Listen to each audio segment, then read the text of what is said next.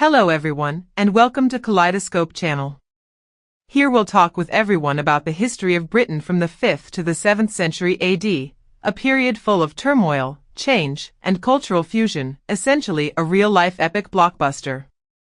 At the start of the 5th century, while the Roman Empire was busy dealing with troubles on the European continent, its troops withdrew from Britain, and the Romanized way of life on the island began to collapse. In the south lived the Britons, deeply influenced by Roman culture. They lived in Roman-style stone houses, spoke Latin, and even had their own origin legend. They believed themselves to be the descendants of the Trojan hero Aeneas, through a figure named Brutus. According to the tale, after his father's death Brutus was exiled from Italy, crossed the sea with a group of followers, and arrived in Britain, which took its name from him. The story sounds mythological, but it reflects the Britons' sense of Roman identity and pride in their history. Similar myths were common in antiquity. Many peoples or cities explained their origins with legendary figures, like the Romans tracing theirs to Romulus. Such legends not only gave the Britons cultural confidence but also made them feel a kinship with the mighty Roman Empire. The north of the island, however, was a completely different world. It was home to the Picts, a people never conquered by Rome. In AD 122 the Romans built Hadrian's Wall, a massive stone barrier that cut Britain in two. North of the wall, the Picts kept their own traditions and lived a life utterly unlike the Roman world.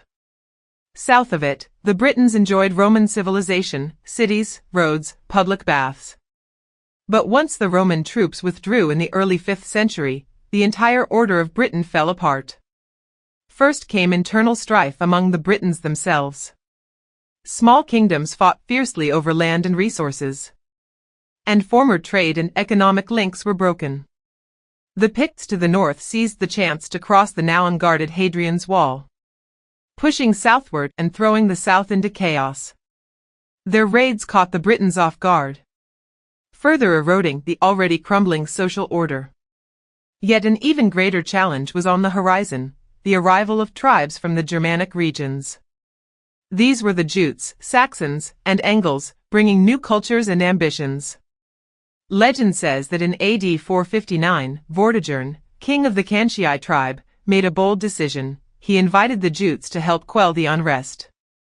The Jute leaders, the brothers Hengist and Horsa, crossed the sea with their men. At first they helped Vortigern defeat his enemies, but soon they turned on him, seized territory, and founded the Kingdom of Kantwara, which later became the Kingdom of Kent. Stories about the brothers' identities vary widely. Some say they were Saxons, others Angles, still others exiled mercenaries. Whatever the truth, these tales reflect how Germanic peoples secured a foothold in Britain through force or strategy. The Jutes went on to seize the Isle of Wight, establishing the Kingdom of Witwara, and also founded Mianwara in the Meon Valley. These new kingdoms marked a dramatic shift in the balance of power on the island. Soon after came the Saxons. In AD 477, the Saxon leader El landed and founded a kingdom between Kantwara and Mianwara called Sussex, meaning South Saxons. Pretty cool name, right? It directly points to the Saxons' geographical position. In AD 495, two other Saxon leaders, Cerdic and Cynric, arrived in the Meon Valley. They may have first clashed with the Jutes and later fought the Britons. Legend says that in 508 they defeated the Britons and in 519 founded the Kingdom of Wessex, meaning West Saxons. Although the details of these stories are hazy, they all point to one fact: the Saxons were putting down roots in southern Britain and gradually carving out their own territories. The arrival of the Angles stirred up an even greater wave. They came from south of Jutland and first landed, around AD 480, in what is now Lincolnshire, establishing the Kingdom of Lindisef, named after a local Celtic tribe, later shortened to Lindsey. Half a century later, under King Aysel, the Angles pushed deeper inland and founded the Kingdom of Mercia, a name possibly linked to border, reflecting the geography of their settlement. In AD 547, under King Ida, the Angles founded the kingdom of Bernicia in the north, borrowing the name from a local Celtic people. King Ida's legend is especially striking. Some say he was a great conqueror who built Bambra as his capital. Others tell how he stormed the Bambra fortress carrying fire, earning from the Britons the nickname Ida the Flamebearer. Yet in Brittonic lore, it was Owain, prince of the kingdom of Reged, who finally defeated him and struck a heavy blow against the invaders. In AD 550 the Angles founded the kingdom of East Anglia in the east, said to have been established by King Wuffa and his son Weha. 10 years later they created the kingdom of Dara on the river Humber. Its name derived from the Brittonic word for oak. The founding of these new kingdoms signaled that the Anglo-Saxons had secured a firm foothold in Britain. But the Britons were not about to sit idly by. In the early 6th century they produced a heroic leader, Ambrosius Aurelianus, who at the Battle of Mount Badon in 516 defeated the Saxons and successfully halted their expansion. In the far southwest, the kingdom of Dumnonia in Cornwall also rose during its ongoing struggles with the Saxons, blocking their advance westward. The Britons even allied with the northern Celtic kingdoms to form a coalition known as the Old North to resist the invaders. At one point they drove the Angles back to Lindisfarne Island, but internal quarrels ultimately broke the alliance, and the Angles seized the chance to regain lost ground. During this time, though Brittonic resistance was fierce, it gradually lost momentum. It was precisely out of this harsh situation that Britain's most famous legend was born, King Arthur. Arthur was depicted as the perfect ruler, bravely defending Britain against the Anglo-Saxon invaders. Legend says that he led his knights, invincible on the battlefield, and founded the legendary kingdom of Camelot. His story is full of courage, loyalty, and hope, from the sword embedded in the stone to the tales of the Knights of the Round Table. Was King Arthur a real historical figure? Historians still debate it. But his story undoubtedly gave the Britons immense spiritual support. According to legend, Arthur never truly departed but lies sleeping somewhere, waiting to awaken when Britain needs him again. This myth not only inspired the Britons of the time but also became one of the most famous and far-reaching legends in English literature. Meanwhile, the Germanic immigrants brought an entirely different social structure and culture. Their society was based on free farmers known as ceorls, who owned their own land and formed military units called the Fyrd. Kings were usually tribal leaders who liked to trace their ancestry back to legendary heroes or even pagan gods such as Woden from Norse mythology. The nobility were called earls.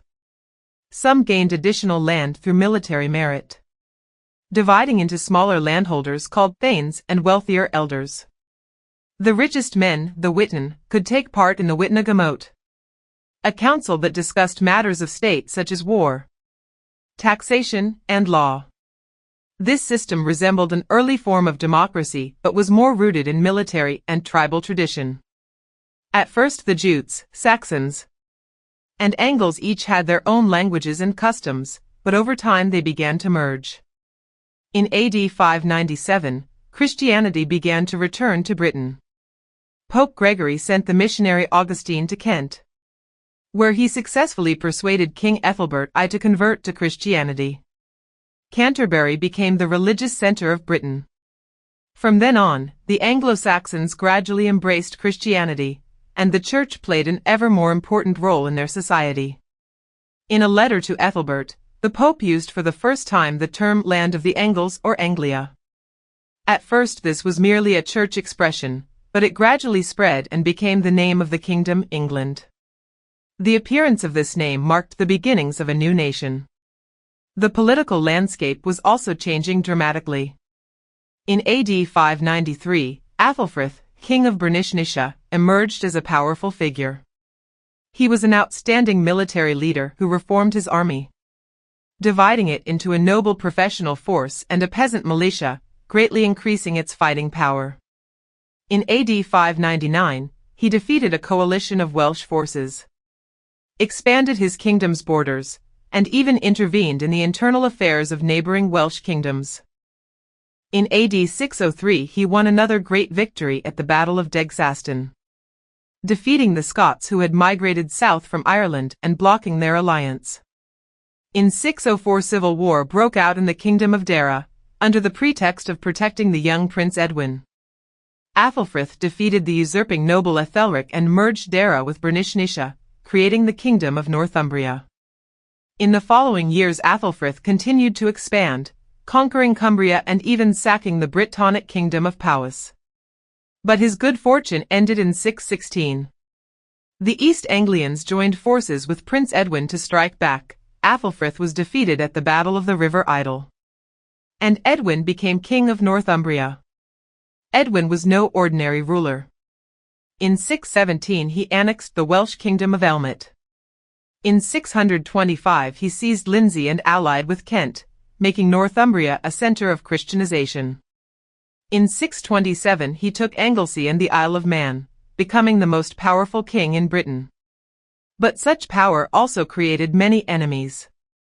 The king of Mercia, Penda, was a staunch pagan. In 626 he conquered Middle Anglia, and 2 years later took Wiccia, greatly increasing his strength. In 631 Penda invaded Dimnonia but was defeated by the Welsh king Cadwallon. Instead of destroying Mercia, Cadwallon allied with Penda, and in 633 at the Battle of Hatfield Chase they defeated and ended Edwin's rule. This was the last major Brittonic victory over the Anglo-Saxons. After Edwin's death Northumbria nearly split apart, but Ethelfrith's son Oswald rose to the challenge. At the Battle of Heavenfield he defeated Cadwallon, reunified Northumbria, completed the conquest of Cumbria, and captured the Brittonic fortress of Dun Eden, today's Edinburgh. In 642, however, Oswald attempted to conquer Powys but was defeated and killed by Penda at the Battle of Maserfield. Because he died fighting a pagan king, the church canonized him, and he became the patron saint of Northumbria. Oswald's brother Oswiu then took over and reunified Northumbria through negotiation. In 654 Penda became the most powerful king in Britain, defeating East Anglia and subduing Wessex. But his harsh rule provoked widespread anger. At the Battle of the Winwade, Oswiu caught up with Penda. His army scattered, and he was finally defeated. Northumbria once again became the strongest kingdom, and Oswiu even briefly controlled Mercia. Yet Penda's son Wulfhere refused to accept defeat. He abandoned paganism and won the church's support, leading a Mercian uprising in 658 that freed Mercia from Northumbrian control. He also helped the kingdom of Powys break away from Northumbria. In 661 he took Mianware and Watwara, and in 665 appointed a governor in London. In 674 he went to war with Northumbria but failed to win and died of illness the next year. His brother Athelred I succeeded him, continued Mercian expansion, seized Surrey in 676, and in 679 defeated Northumbria at the Battle of the Trent. In 681 he tried to intervene in Wessex's civil war but inadvertently helped the West Saxons unite. Prince Cadwalla became King of Wessex in 685, defeated Mercia and Sussex, and restored Wessex's power. By the early 7th century Britain had formed into 7 Anglo-Saxon kingdoms: Northumbria, Mercia, Wessex, Sussex, Kent, East Anglia, and Essex, the famous Heptarchy. These kingdoms not only laid the political and cultural foundations of England but also set the stage for later Viking invasions and the eventual unification of England, profoundly shaping British history. This is the Kaleidoscope channel. Likes and subscriptions are the greatest help and support for us. Thank you everyone. See you next time.